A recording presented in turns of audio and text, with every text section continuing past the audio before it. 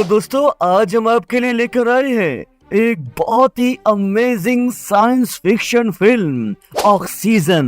जिस फिल्म की शुरुआत में एक air tight medical cryogenic unit में एक लड़की सालों से सो रही है, पर अचानक जब उसकी आंख खुली है तो वो खुद को यहाँ फंसा हुआ महसूस करती है, क्योंकि यहाँ यूनिट का ऑक्सीजन लेवल भी लगातार कम हो रहा है। उसे ये भी याद नहीं कि वो कौन है और यहाँ पर कैसे पहुंची। इसीलिए परेशान होकर अपने ऊपर लगे मेडिकल पाइप को हटाकर वो बाहर निकलने की कोशिश कर रही है, लेकिन निकल नहीं पा रही है। उसे कुछ भी समझ में नहीं आ रहा, इसीलिए वो अब अपने यूनिट से ही बात करने की कोशिश कर रही है, जहां उसकी मदद यूनिट में लगा एक एडवांस्ड एआई जिसे medical help MILO medical interface संपर्क अधिकारी कहते हैं, वो कर रहा है। वो लड़की MILO से खुद को बाहर निकालने को कह रही है, पर MILO का कहना है कि वो क्रायोजेनिक यूनिट को बिना एडमिनिस्ट्रेटर कोड के नहीं खोल सकता। दोस्तों, उस लड़की को तो अपना नाम भी नहीं पता, तो वो कोड कैसे पता होगा। इसीलिए वो MILO को इमरजेंसी सर्विसेज से कांटेक्ट करने के लिए कहती है, जहां उनकी मांगी बेसिक इंफॉर्मेशन ये दे नहीं पा रही है। इस लड़की के पास सिर्फ यूनिट का मॉडल और सीरियल नंबर है जो उसके सामने यूनिट में प्रिंट है। उससे ज्यादा इंफॉर्मेशन उसके पास नहीं है। इमरजेंसी सर्विसेज वाले उसकी मदद करने के लिए उस यूनिट के मैन्युफैक्चरर से कांटेक्ट कर रहे हैं, जहां से उन्हें पता चला है कि इस सीरियल नंबर की सारी यूनिट्स को 3 साल पहले ही डिस्ट्रॉय कर दिया गया था। वो उस लड़की को ये इंफॉर्मेशन देते हैं, पर वो कोई और इंफॉर्मेशन ढूंढे तब तक वो लड़की अपनी तरफ से भी इंफॉर्मेशन ढूंढने की कोशिश कर रही है। इसीलिए वो MILO की मदद से अपने पास्ट के बारे में पता करती है, जहां कुछ पिक्चर्स और आर्टिकल्स के यूज से उसे अपना नाम एलिजाबेथ मिल जाता है। उसे ये भी पता चल जाता है कि वो एक क्रायोजेनिक डॉक्टर है और खुद के ही एक एक्सपेरिमेंट की वजह से वो यहाँ पर है। उसे अपना सोशल मीडिया एक्सेस करके ये पता चलता है कि उसका एक लियो नाम का पति भी है, जिसका नंबर निकालकर वो उसे कॉल करती है, पर इस नंबर पे लियो की जगह एक औरत फोन उठाती है। इसीलिए एलिजाबेथ उसे अपना नाम बताते हुए कहती है कि उसे अपने पति लियो से बात करनी है, जिस पर वो औरत कंफ्यूज होकर फोन काट देती है। यूनिट में धीरे धीरे ऑक्सीजन लेवल और भी कम होने की वजह से एलिजाबेथ को हेलुसिनेशंस हो रही हैं, जिसकी वजह से वो और बौखलाकर यूनिट को खोलने की कोशिश करती है, जिससे उसे करंट लग जाता है। इसके बाद उसे इमरजेंसी सर्विसेज का कॉल आता है, जहां बैकग्राउंड में जैसे कोई उन्हें फोर्स कर रहा है एलिजाबेथ को गलत इंफॉर्मेशन देने के लिए कि वो शादीशुदा नहीं है, वो यूनिट में ही मरने वाली है, जिस पर एलिजाबेथ को शक हो गया है। इसीलिए वो कॉल डिस्कनेक्ट कर देती है, जिसके बाद उसके पति के नंबर से उसी अनजान औरत का कॉल आता है, जो कि उससे कहती है कि लियो अब मर चुका है। वो यूनिट ओपन करने के लिए एडमिनिस्ट्रेटर कोड भी दे रही है, पर उससे कह रही है कि अगर उसने यूनिट खोला तो वो मर जाएगी। पर एलिजाबेथ को लग रहा है कि ये औरत नहीं चाहती कि वो बाहर आए या कि जिंदा रहे, इसीलिए तो वो उसे रोक रही है, जिस वजह से वो एडमिनिस्ट्रेटर कोड डाल रही है। पर जब वो औरत फोन पर गिड़गिड़ा रही है कि एलिजाबेथ रुक जाओ, तुम रुक जाओ, तुम स्पेस पे हो, अगर यूनिट से बाहर निकलोगी तो मर जाओगी, तब वो रुक गई है और उस औरत के ही इंस्ट्रक्शंस को फॉलो कर रही है।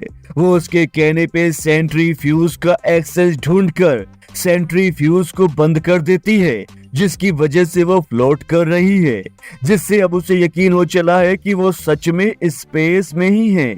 और वो यहाँ इसीलिए है क्योंकि वो एक सीक्रेट मिशन का पार्ट है, जहाँ उसे 14 लाइट ईयर्स दूर एक प्लेनेट पर जाना है, जिसके लिए उसे 34 ईयर्स स्पेस ट्रेवल करना है। और अभी उसे स्पेस में सिर्फ 12 इयर्स ही हुए हैं और इसी वजह से उसे हाइपर स्लीप यूनिट में रखा गया था। ये सीक्रेट मिशन इसीलिए किया जा रहा है ताकि लियो की जान जिस तरह के वायरस से गई उसी तरह के वायरस जो कि फ्यूचर में आने वाले हैं उनसे इंसानों को बचाया जा सके। उस वायरस की वजह से ही देश और दुनिया तबाह होने वाली है, जिसके लिए उन्हें एक सेफ एंड साउंड प्लेनेट की जरूरत है। दोस्तों, हम आगे देखते हैं कि एलिजाबेथ अपने पति की मौत की बात से दुखी है, लेकिन तभी उसे पता चलता है कि उसकी यूनिट का प्रोसेसर ओवरहीट करने लग गया था, जिसकी वजह से ही वो हाइपर स्लीप से उठी थी।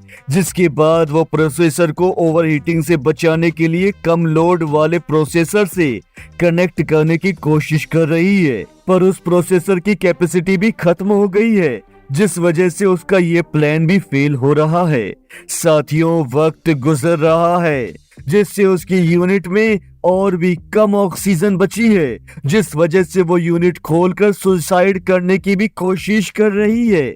यहाँ स्पेस में यूनिट के बाहर तैरने वाली कई लाशें उसे दिखाई दे रही हैं, पर हेलुसिनेशंस की वजह से उसे अचानक MILO से पता चलता है कि उसके साथ लियो भी हाइपर स्लीप के उस मिशन पर ही है। और न सिर्फ लियो बल्कि 10,000 और लोग भी उस मिशन पे उन यूनिट्स के अंदर उस प्लेनेट पर जा रहे हैं।